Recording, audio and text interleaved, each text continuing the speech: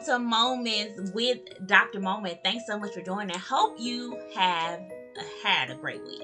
I know this week's first video didn't get posted till Thursday, but I promise you it was made on Monday. That's why I was like, happy Monday. If you haven't had a chance to look at it, please go back and check it out. Now is the time.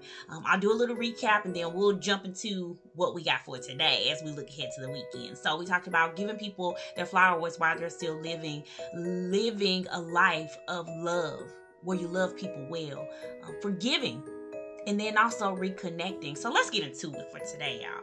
So I want to start out with what forgiveness is and what forgiveness is not, right? Because when we approach, extending forgiveness to someone, remember, forgiveness isn't about the other person. Forgiveness is about you.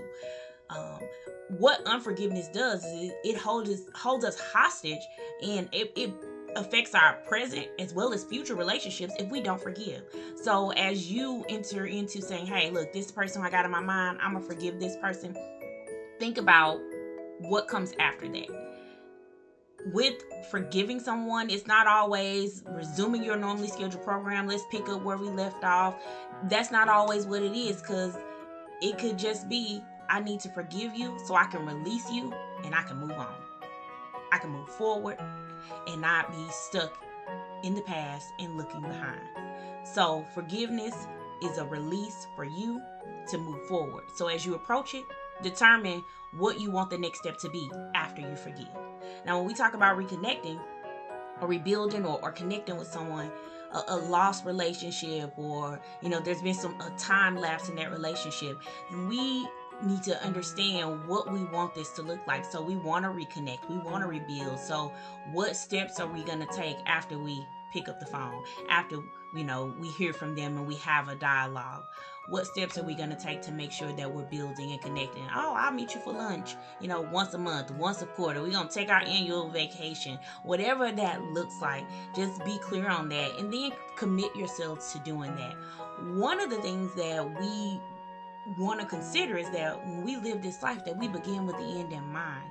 So beginning with the end in mind means that we want to leave a legacy, but we don't wait till end of life to think about our legacy. We build our legacy day by day with each decision that we make.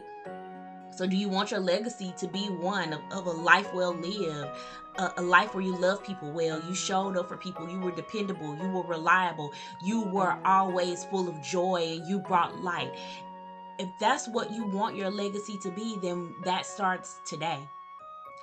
With each decision you make, each step that you take, each word that you speak. And we're not perfect, so we're not always going to get it right. But every opportunity that we have to inhale and exhale and take another breath into our lungs, every opportunity we have to see a sunrise, a sunset, each day, each moment that we're giving, that's another opportunity for us to shake it off and try again.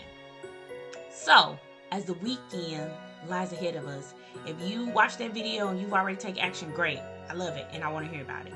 But for some of us, myself included, I've already set time away in my calendar for tomorrow to pick up the phone and make a call.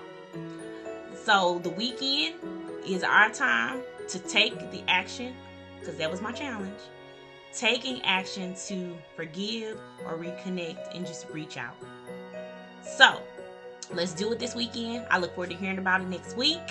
This has been your moment with Dr. Moment. Thanks so much for joining. Like, share, and subscribe. Y'all, I got 20 subscribers, so keep it coming. Thanks so much for the love. Greatly appreciate it. Go out, win the weekend, and I'll talk to you guys soon. Thanks.